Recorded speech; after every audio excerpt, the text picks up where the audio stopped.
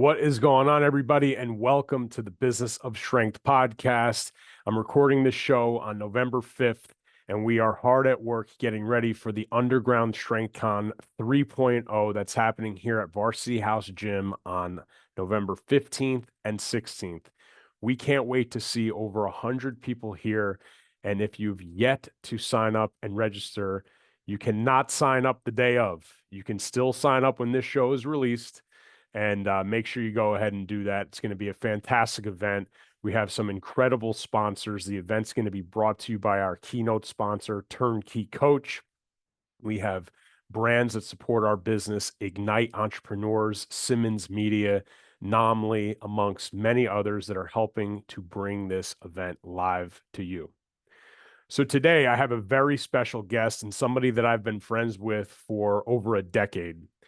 He's not new to the Business of Strength. He's somebody that's presented. He's somebody that's been on the podcast before. And now I am proud to say he is somebody that we have contracted to work within the Business of Strength SYP Mastermind Group to help our business owners improve their overall self-awareness and leadership. We have none other than my great friend, Tony Smith, aka Tango One, who's going to be on the show today. And without further ado, please enjoy the episode.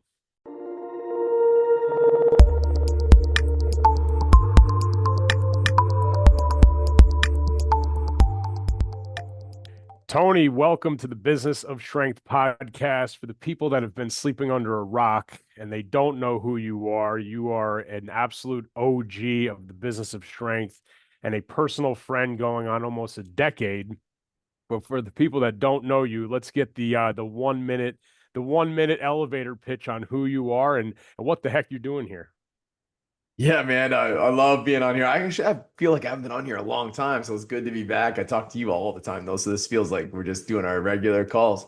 So looking forward to it. But yeah, my background, I was a cop for 20 years. I'm out in Canada, so I know everybody, most of your listeners listen to that and think I'm so far away, but I'm about a mile away from Detroit, Michigan. So we're the border of Detroit, Michigan. Windsor is the place that I worked as a cop for 20 years, and I spent 10 years on SWAT. Partway through that, at some point, I opened a gym in my garage, and my wife and I, it really started with just me, and then she really, after having our kids, she started to take a lot of interest in it too, and it was like a passion project, and it kind of led me down to Jim Jones in Salt Lake City, and we took what was then labeled the most hardcore fitness certification in the world, and met a couple meatheads from from Jersey, and it turns out that it's you and Joe, and I feel like some of those dinners and stuff we had together back then, not only for and the workouts, of course, for just great friendship, but I feel like it kind of led to, the product that you now have mastered, this business of strength, helping other gym owners to build their business. And, I think when Danny first quit the police department, we quit our $100,000 jobs, went all in the gym. We sent Danny down to the business of strength. And she came Yeah. back with just so much more in terms of systems. And I was just kind of blown away that in the 2 years probably before that, since I had seen you guys at Jim Jones to the point where Danny went up, of how much you guys had learned and implemented and it seemed so complicated to me then. And now it's just so it's like secondary and how we continue to evolve. And it always feels like a big step of learning and then it's calms back down, you Yeah, know? dude, it's just so funny. Like I think about that stuff and I'm pretty candid. I've been on the show before and other shows. Without Jim Jones, forget the physical, mental, and all the friendships that were forged there. Without that, there would be no Business of Strength. And really, it was, when you talk about business growth, you have to answer the questions that are being asked for your customers. Like, what are their constraints? What are their complaints? And when we'd go out to Jim Jones at the time, we were training combine crew. We had like some pretty badass clients that were in shape, some like amazing college athlete crews, and nobody was asking us any questions about how we were training people. And Joe and I were like on the precipice of being like, dude, we got to run our own athlete performance seminar. I'm like, dude, nobody's asking us for that. And at these dinners and, you know, at like just after workouts and just shooting the shit, everybody was asking us business questions. And I'll never forget being like, Joe, let's just try to do a business seminar. And if people show up, cool. And if they don't, they don't. But the cool news is that we had some people show up, and obviously here we are. It's like 10 years later, which is almost 10 years later, which is it's just crazy. You know what's hilarious about that is I don't even think I said I own the garage gym, right? We have three locations up here in Ontario, kind of all about 30 kilometers away from each other. But I remember sitting in on those Jim Jones things. And at that point, it's called the garage gym, right? You know that, Dan, because it was in my house, my tiny little house in a 1.5 car garage. And I think by this point we had moved to a bigger house with like a barn basically in the back. So it's like my second evolution of the home gym. And I remember listening to you guys talk.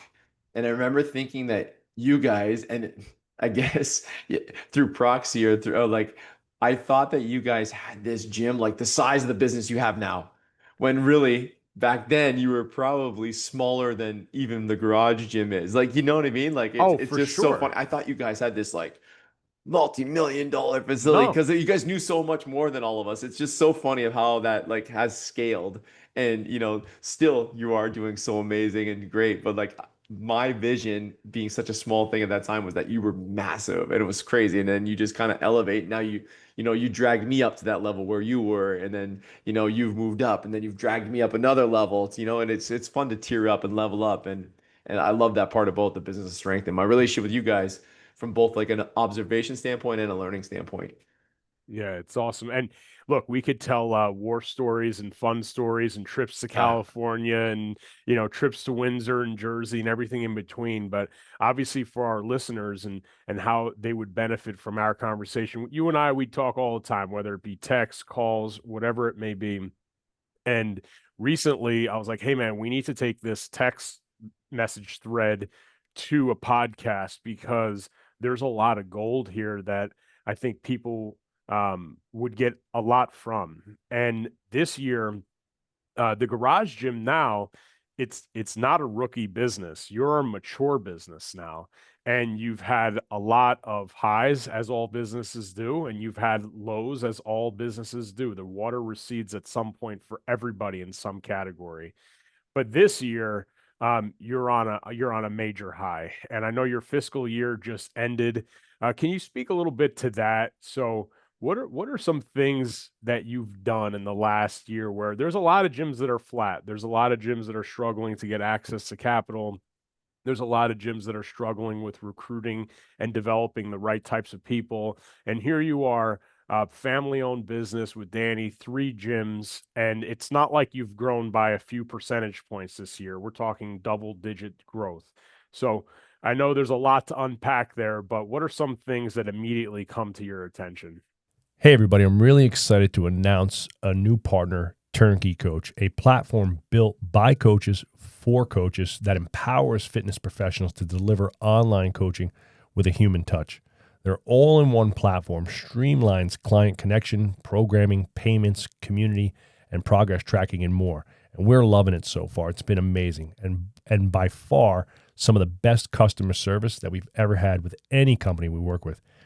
This simply isn't an ad for Turnkey Coach. I've been in conversation with Andrew Jackson, Turnkey Coach's co-founder and chief operating officer, for nearly a year, learning the ins and outs of their approach, the platform's functionality to maximize the coach and the client experience by saving time and maximizing revenue for our gyms specifically, while also improving the quality of the service that our client receives. It was really important to us that we had a all-in-one platform that really brought our training programs to life and made it simple, easy, and effective for our coaches staff to deliver, but also gave our clients a new perspective on their training, their results, the data that they're tracking. After those conversations, it really became clear that Turnkey Coach was the right fit to be the exclusive coaching platform for Varsity House gyms and all of our gyms moving forward to help each location and each coach really maximize their impact in the community. You'll hear more soon about Turnkey Coach and at Business of Strength events and on our podcast. But if you're looking to build a scalable, professional coaching practice with less stress, head to turnkeycoach.coach and check out the free resources available or book a call with a member of their team. You won't regret it. Again, turnkeycoach.coach. That's the platform you want to be using. They're really exceptional at what they're doing, and we can't believe we waited this long to make the switch. Well, there's so much, and I really think like one, thank you for all the stuff you said, but I think that growth from the last year started 2 years ago. We'd kind of hit, like you said, I wouldn't want to say rock bottom, but we were really just we had hit rock bottom during COVID, like many gyms did, and like especially where I live in Canada with the lockdowns, and we were just having such a hard time digging out of rock bottom. Faults, of course, it always comes back to leadership and on me, and part of that was my loyalty to my team, which is now part of the reason we're succeeding, is like I just refused to let them go because of that situation, and that, or to cut their hours. And so we were bleeding from, and that was the first big step. I didn't know how we were bleeding. I knew it was the expenses of the employee, but I didn't have a clue about and I don't want to give away all the tactics and things you guys do, but I didn't know anything about trying to keep an employee expense at 35%. I didn't know anything about like where our variables should be. And I didn't even know what mine were. Not only did I not know the good breakdown for a sustainable gym, I didn't know what we were spending. I didn't know where the money was bleeding from. And you helped. I jumped back into the business strength, and that was one of the first things that you had me get back into something I'd never done because we started so small.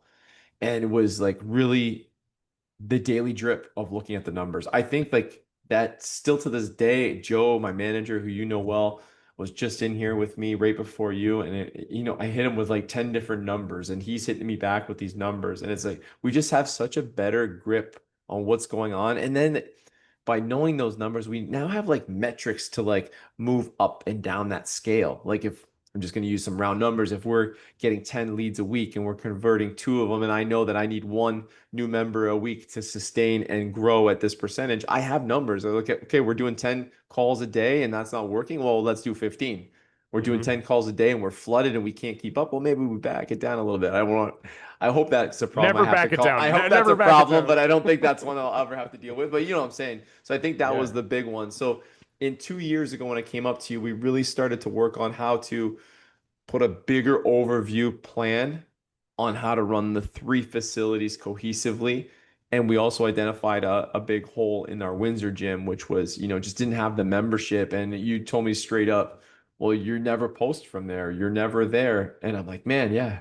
And I started to really put some emphasis on that and grow that thing. So, and then this last past year, we really started to add accountability to that plan. Like the last one was kind of establish a plan and try to loosely fit it in and make sure that we were good to go. And then last year was about like, hey, facility leader, this is your job. This is what you're going to do. And let's get a better tail on the numbers individually for each gym. And now this year that's coming up, I'm so pumped for it because now we have like our KPIs are going to be bang on, our daily measurables bang on. Like we have such a You have the stronger data. plan. And we took the facility leaders loose overviewed employee agreements, and we like took them and we like nailed them down. They're like they're laser, like we always say, right? I was looking through binoculars and now I'm looking down a sniper scope for those positions. And they Yeah, love it too. That's cool. The actual facility leaders, like yesterday I had a meeting with one of them. They're like, I love this. I know dude, it's exactly what I'm gonna do. ownership. It's ownership. It's when Exactly. you give somebody ownership and get the hell out of their way, the right person is going to thrive on that. People don't want to be the lowest form of leadership is hurry up and wait for me to tell you what to do today. That sucks. And that's way too many businesses. Tony, I want to back you up because you said a Yeah. couple things that I think are we would be remiss not to talk about it. So like all gyms, 2020 was a real kick where the sun don't shine. In Canada, it was far worse than for us in the US. Even in New Jersey, New York, you guys were shut down in an 18-month period. How many months out of 18 months? I don't even 12? more, I think. Yeah, like it was ridiculous. I don't even know the stats, but it was more than 12. And when we were open, the rules that went around it, like you were never really open, it felt like, right? Right. So Legally, when like, and that goes to so much more stress, like knowing that you're like kind of bending the rules and things. Like it was a tough time. yeah, it was We'll leave it horrible. And at I that. remember Yeah. talking to you, and during that time, we lost touch on a business perspective because there was not much else we could do. And that's when you went in and you did what you had to do. And the Tango One brand and the consulting and online coaching really started to take off because your brick and mortar gyms were closed. And it was just, when the halo effect, when things started to come back around, your business, you flew out to New Jersey. We did 1 day. I think you flew in and out on the same day. And we Yeah. spent 10 hours in the office and then we smoked cigars. But I remember speaking to you that day and being like, dude, like, I know the things you had to do to survive, like, it brought you to this point, but there has to be, now we are spinning all these plates and we don't have enough time to dig into the data and we don't have enough time to pull unused capacity out of the humans on our roster. Can you speak a little bit to the simplification that has really, um I'm teeing it up, but like I know you've Right. simplified a lot to really propel your business forward. Like what were some of those conversations like, or some of the resistance that you might have had simplifying to go forward? Yeah. Well, you know what? Leading into COVID was like the event that you guys came up with. It was like, that's crazy that it wasn't that much more before. No, it was And like 2 months. business had never, business was freaking booming. The demand, because of those successes, the demand for my time in It was terms of like nuts. Tango One Solutions, which is like consulting, leadership training. It's like it's the business that I run under my brand, Tango One being the SWAT team leaders call sign. That was what I was doing. It was growing. And the demand just became like lucrative. It was getting crazy and it was like making it so, and we had less gyms too. We only had 2 gyms at that time, Hmm. right? And so it made it easier for me to kind of step away, and the cash was flowing in. I was able to step away, and then all of this happened and it all shut down. During COVID, I mean, I started to simplify in itself. Some was a means of staying alive. I sold, we had properties back then. We still have a couple, like, not to get too much of my personal stuff. We sold a couple of rental properties that were, those were my nest egg from my police department times and giving up my pension. Those were a big security blanket, but I did what I had to do to I promised to keep my team fed. I promised that they would not miss 1 hour of their pay, and they didn't. So I held true to my promise. Then when you and I started to reconnect on the business perspective and about systems and stuff, I started to realize like the Tango One brand that I had built, although it was pretty successful, I don't want to like get in too much into numbers, but say Tango One on itself, without me really working that hard, was making $100,000, but it was pulling me away from the gym. And I was also paying not $100,000, but pretty freaking close to replace me there. Hmm. And it wasn't, and the systems in place and the leadership that I had provided, as much as I covet my skills for being training leadership, I didn't do a great job of it. I didn't have them ready to go. I didn't have systems in place. I didn't have you know employee agreements with KPIs. I didn't have any of that stuff, and the gym started to suffer more. So we're losing customers, we were losing money, and it was my fault. Like at the end of the day, the culture in the gym was not the same, because of not because of the person I had in charge or the people I had in charge, but because of how I put them in charge and how I, Hmm. provided that. So I really started to simplify and get rid of those things, and, again, more and more onto the gym. And I was still running my personal stuff and doing my online stuff.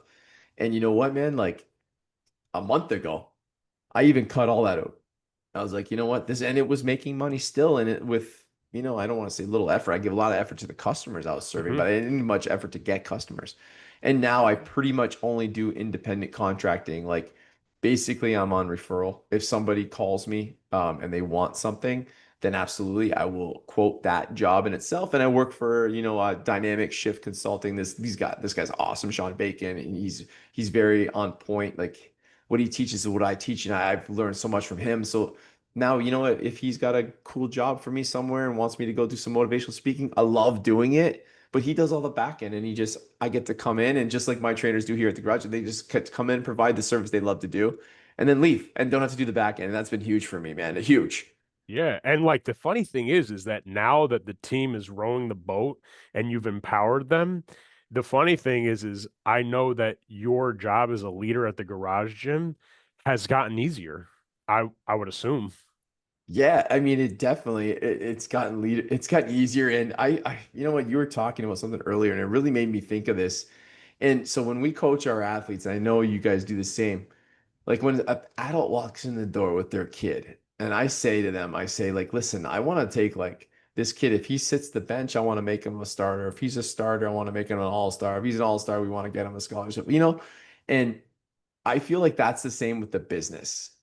And I think like back then I was like sitting on the bench, like when I talked about that Jim Jones conference and looking at you, and I thought you were an all-star, but really you were probably just a starter. And like you've continued to go up, and now you're like that guy who's playing college ball or pro ball, right? And I'm like at an all-star in high school. Like that's how I kind of look at it. And I feel like that's really been the like pulling ourselves up to where now like, we got all-stars all over the place, and it's been unbelievable the result of that. And I'm really not working harder. I'm working maybe less hard. I got more time in my schedule to do things like this. Less hard's terrible grammar, but you get the point. And but I am learning, man, still at a crazy rate. Like talking about KPIs and writing up employment agreements was something I would have laughed at a couple of years ago. And now it's like my day. So Yeah, dude. it's funny.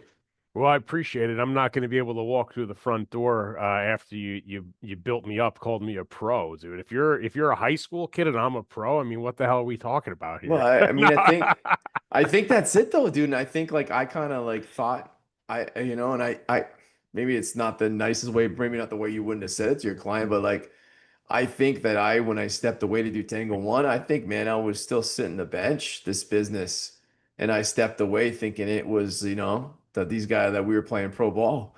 And Yeah. I stepped away to do something else, and it wasn't. We needed a lot of work before we could do this thing proper without me, especially, right? Yeah, and I think that's the big one. It's a good segue. And like, the cool thing about it is like, obviously a lot of people that listen to this are going to have seen you speak at one of our events. And the coolest thing about when you speak is you have a decorated past, but one of our values here is being humble, and there's nobody more humble than you. So if somebody's brand new listening to this, make sure you can Google Tony Smith and his accomplishments. But I appreciate you saying that. And the feeling is mutual. What we've learned from you as a leader, and you had the talent, right? Skills are transferable. They just needed to be deployed in the right way. And you have to have the humility to actually be like, all right, fuck, like I have the skills, but I don't know what I'm doing. And I think that's the whole point of whether it's a freaking mastermind, a good buddy, a mentor. A lot of times, though, it's not going to be the guy you played high school football with. Right, it's not gonna be like, I am still friends with my same buddies from kindergarten, but it's hard sometimes to talk business with them because they might not understand the same trials and tribulations that we face as entrepreneurs. So being that you have these skills and you have been the guy and the focal point, both SWAT team and then at the gym, like what's been the hardest part about relinquishing some of these responsibilities? Or if somebody's listening to this and they want to hire somebody, or they're just having trouble like empowering or coaching somebody up to do the job. I mean, you have clients in three different gyms training every single day. You are one person, Danny is one person. So obviously you're playing a zone coverage here in terms of engaging the business. How have you grown to really be able to do it at a high level on the business side? Yeah, I mean, cool stat for you on the growth is like this morning before 7 a.m. across our three facilities, I think we had 118 people through our doors. Holy shit. Like that it's and then before, and if you go all the way to 10 a.m., I mean it's just ridiculous, like the amount of people. And we only run three classes. We don't have anything going on between 7 and 9 outside of some private clients and some small group stuff. So to think that that's the number in my, I'm looking at our attendance and we're averaging, it's just smashing where we were last year at this time. Our sales have gone up 20% from last year. Doesn't mean our profits have gone up 20%, but Of like course. right, but our sales have gone up. And there's just so much to it that's happened. And for me, being the guy that the members depend upon was awesome. And I loved it. And, now I'm the guy differently. I'm the guy that the team depends on. And I firmly believe, and it's so funny because I teach this stuff and I live this stuff, and then you find yourself making the mistakes that you coach. I'm sure you get that quite often Of when course, you're every coaching day. other gyms. And it was like, man, like I've always said, a team led by its players, will go the furthest, right? A team led by no one goes nowhere. A team led by its managers, which is you and I, its leaders, it's like, noted distinguished leaders or people that actually have that authority can go far, but a team led by its players will always go the furthest. And I've really like started to like give these guys the tools. And now I'm the guy. I pop in. I'm on Monday, I'm in one gym, Tuesday I'm in the other, and Thursday or Wednesday I'm in the other gym. So A, B, and C. And I'm in there, and you know what? I love being on the floor. I love seeing those people for that morning, and they love seeing me. And then it's like, but everything I'm doing in there is to build up the guy who's coming to actually run the place the next day, whether it be Austin or Nikki or Joe and Marcelo, who kind of are in a split shift leader as we sort things out there. But that's been the biggest part. So the hardest part for me, I guess, to long story short, was just to give them the opportunity and to accept that like we got after reaching out back to you, it took so long to climb back out of that hole. And it was like, oh man, Dan, you want me to go right back in there and like start blowing away that budget that you and I had set, and just, you know what, man, just yesterday, like we gave all three facility leaders like a very, very healthy raise, like a raise that's like I'm super uncomfortable with, and they are so happy about, I'm sure, right? But with that raise came more responsibility, and I think that's it. It's to accept that like I have to take this next step. I got to take a hit to climb up to that next level. Just wonder when that'll ever stop. What do you think? Does Oh that ever man. stop? I mean, look, the thing with that, I was talking to somebody else this week, actually somebody else that was in law enforcement that took the plunge into gym ownership. And we were just talking about redirecting some of his funds and really doubling down on acquiring a full-time coach. And in this grand scheme of things, it's probably going to end up being a net difference of like $600 a week. And I'm like, hey, look, like I just want you to think about it. You're not so 600 times, let's just say that's about like 30,000 or 32,000. Like you're not paying $32,000 tomorrow. Like you hope that the person you're hiring is going to start to pay for themselves within 4 weeks and then start to out earn their additional pay in 8 weeks and then really start to be, an invaluable part of your organization within 3 months where you're going to look back on and go, man, I should have done that sooner. It's even with these raises to the team, I want to highlight something that you said. Hey, I've gotten more clear than ever with what I need them to do, and they're happy about it. So like, if we increase their pay, I'm just going to throw it out there by 5% or 8%, whatever it is. Like if their buildings grow by 20% again, it'll be a windfall for everyone involved. So, our businesses work. It's that compounding interest effect. And I think also too, like being um very candid with these people, like, hey, look, like we're stretching here because I believe in you. And I know you're the person for the job. Like shit. I mean, if I heard that from you, I'd be like, man, I gotta go here. Like I gotta find another gear. And I know a lot of the people on your roster, and I'm sure that's how they feel. And you'll Yeah, I know. mean, you want to talk about some of the things like the hard conversations. I First, let's talk about like so the VIP day that I came up to you guys where we spent 10 hours in the room. I remember crossing the border that day and the customs guys like, couldn't you just do this on a phone call? I'm like, yeah, no, though. Yes, I could call them, but no, I can't do this. Like, I need to be in this room with these guys today. That's it. And yeah, I'm coming home tonight. It sounds crazy. I'm flying to New York City. I'm gonna get an Uber. I'm gonna go spend 10 hours in a room, smoke a cigar real quick. It was the only like fun part of the day. I Yeah, enjoy being which with was you, fun. obviously, right? It was Yeah. fun. And then boom, Uber, airport, home, midnight, back coaching the gym in the morning. But that doesn't happen. Like there's a lot great that can happen from phone call, but the value that day to me was I can't describe it. And then I came home and I had this conversation with our team and it was like, listen, like out of respect for protecting their privacy, their wages and stuff, let's just call it they were making $5,000 a year. Like, obviously, I was paying Mm-hmm. them more than that, right? But let's just say 5,000. I said, like, listen, I'm paying you 5,000 and we can't even freaking afford it. And that is not enough for you to live. You know, this isn't fair to any of us. So what we're doing, we have to be very honest with ourselves. We're working hard, but we're hardly working. We're doing shit work.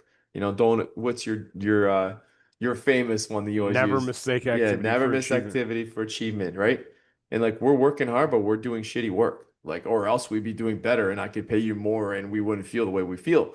I also said the very hard part was that, listen, I have now put in money to save this business, a couple times in the last year to not to save it, but to keep it afloat, to and to pay their wages, basically. And I said, I will never do this again. This is the last time. So if this doesn't work, then I need to make some very hard decisions, choosing my family.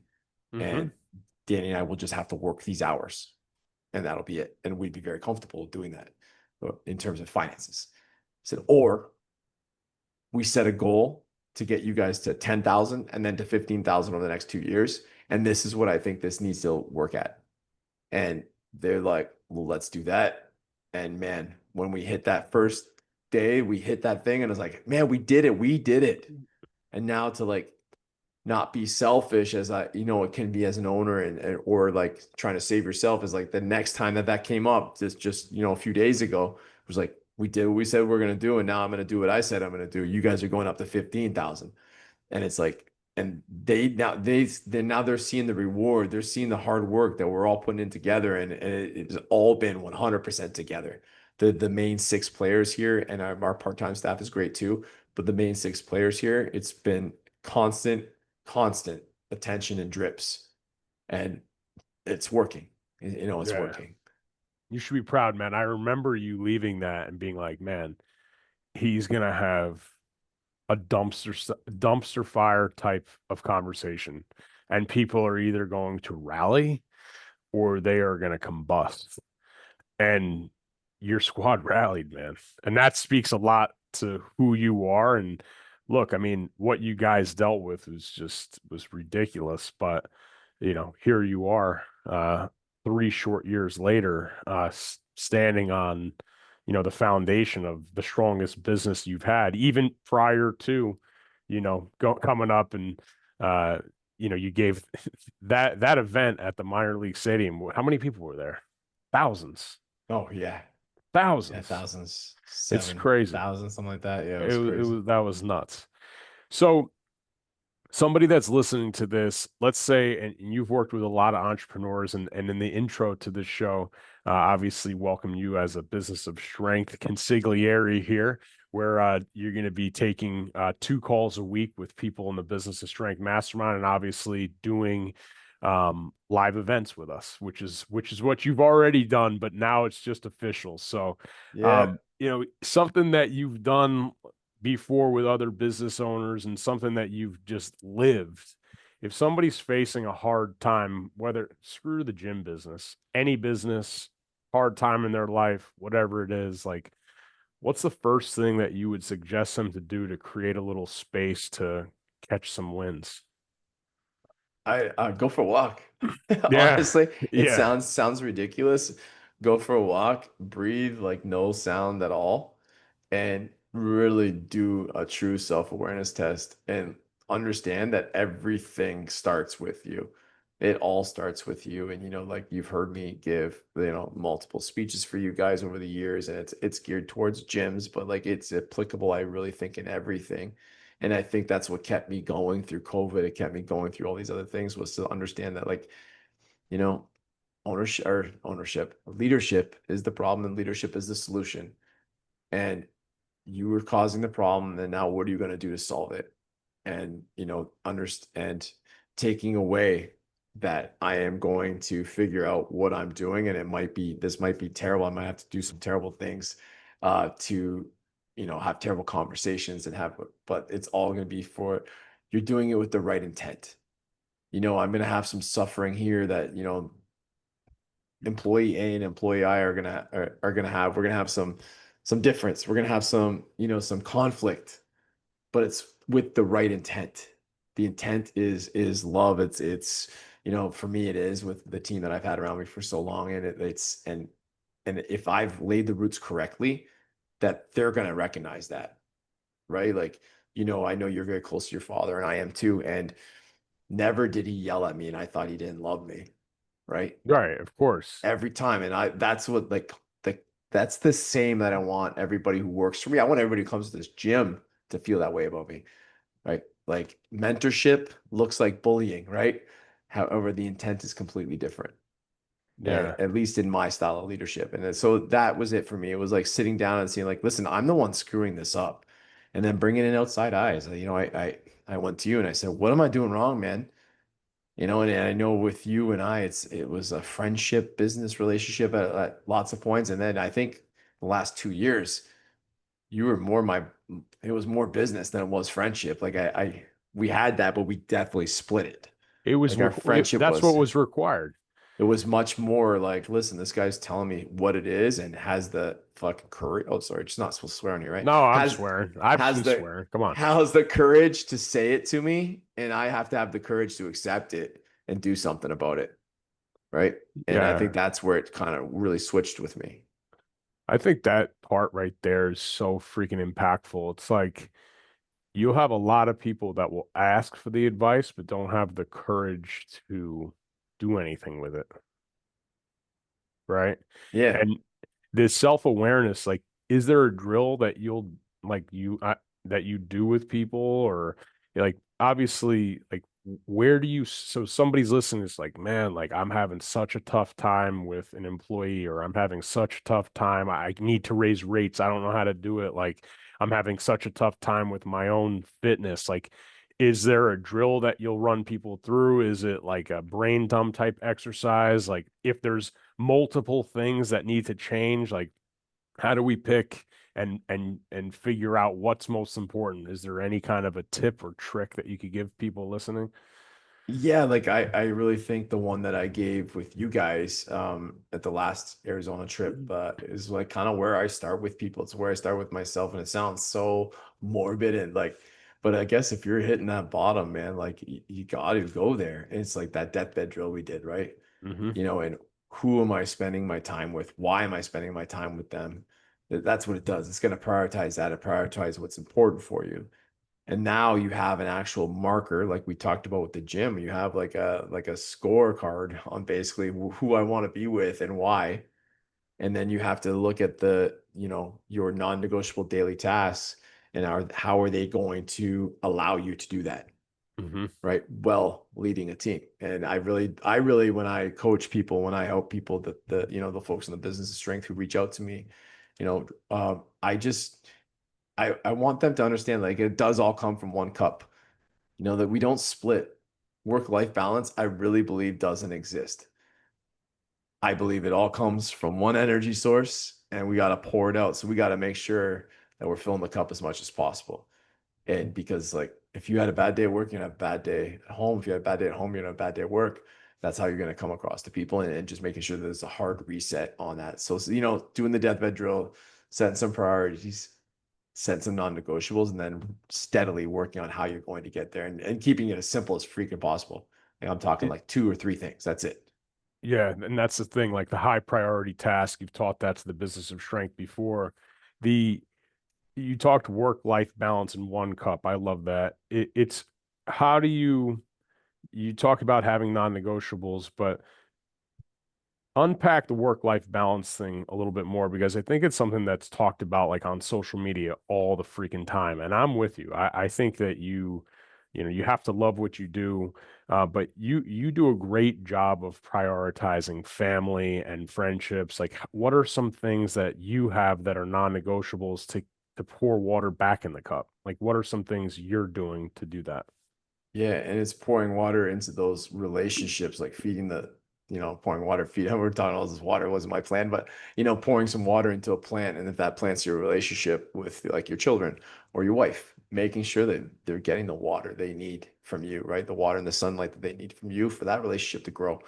And for me, that's two or three things I have daily is like one, like I will spend, and this sounds so like, I don't know, like crass or not sensitive. I have espresso time with Danny every single day. It's 15 minutes. Sometimes it's 30 minutes. We don't really time it anymore. We've gotten a good position where we have a little bit more time. But 6 months ago, 2 years ago, I didn't have this time. And it's like shutting down for 15 minutes with my wife, no cell phones, no anything. And sometimes it's the only 15 minutes we do that out of the whole day.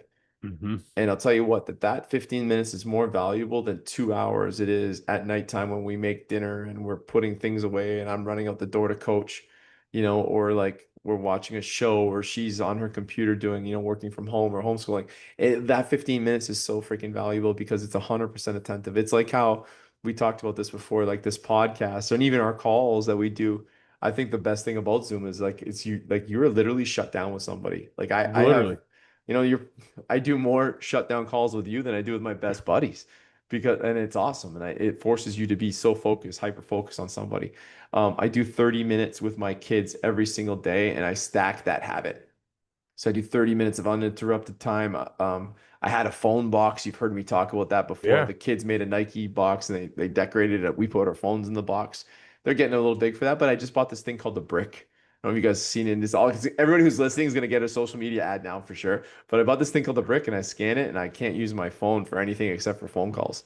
Really? Yeah, you can set it however you want. Like you could have a gym one, so the only apps you can use is my training app and Spotify or something. You can set it so that I'm only going to be logged out of Instagram. I can use the rest of my phone that I need to. Whatever is your weakness, there's like you can set it 5 different ways. So I love that thing. So now I scan it when I get home, and then I scan it when I leave. And It's actually, an app or it's an actual it's an actual product? physical device. Wow, that's So cool. I actually scan it before I came to work today to the gym because I don't want to be on Instagram. I don't want to check my work email unless I'm on my computer.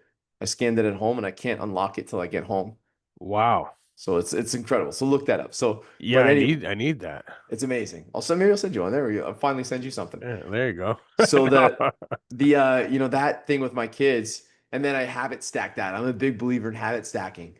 Yeah, So I want to be outside every day for 30 minutes. So that 30 minutes I spend is outside with my kids. nice. There's days when it's pouring rain where I break the rules, but it's like, I'm gonna go home today and my 30 minutes, like boys cannot freaking wait. We're gonna go play interception. Like that's the game they like to play where they play one-on-one football and I'm the quarterback. And it's a Nice. blast and it's half an hour long and Yeah, like it's yeah. so valuable, right? So there's that. Those are like two of the big ones that I do, and then for me, there's the obvious ones that working out and all those things that people do, but one that I've really implemented that's helped me is the breathing. I really went over breathing a lot at the last, business of strength retreat. And I do a daily practice of breathing.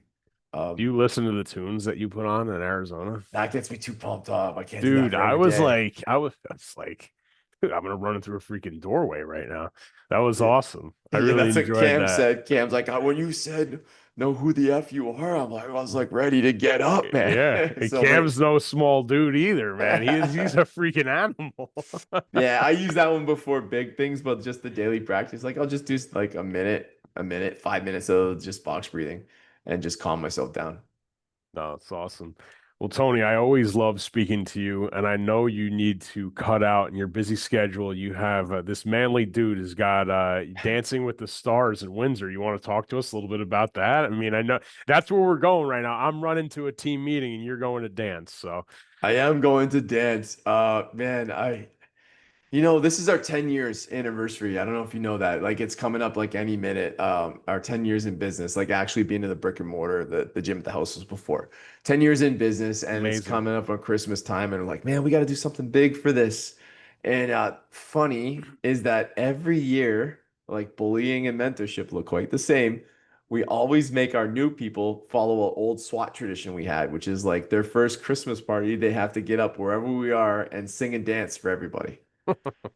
We don't really have any new people. And this opportunity, somebody called me. I love my charity work. And they said, hey, would you be willing to do this? It's called Dancing with the Stars.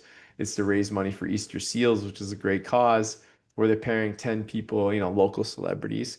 I guess somehow I qualified there. Yeah, And hell yeah, they're pairing us with the real professional dancers and it's gonna be a competition. It's like there's two halls sold out at the Caesars Casino of this thing dude. now. So we're doing our 10-year anniversary party for the gym and Christmas. So instead of us like doing a Christmas party, collecting money off people and organizing it all, and they're all gonna go there.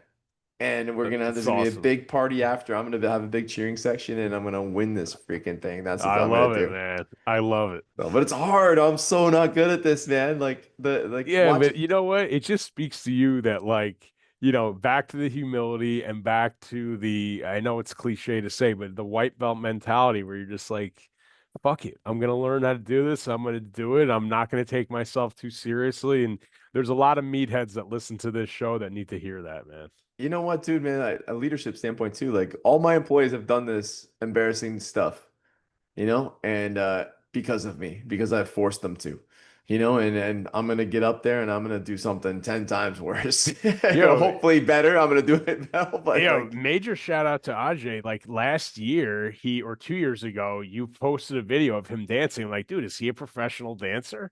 Like you were yeah, trying to haze him, and all of a sudden he breaks out like a freaking yeah. break We dancer. didn't I'm know like, that was gonna come about, and ho then that now people are chirping me too. They're like, "Why didn't you just put Ajay in this contest?" I'm like, "Well, Ajay already yo, knows how to I dance, mean, clearly." he was like taking lessons for that. He knew it was coming.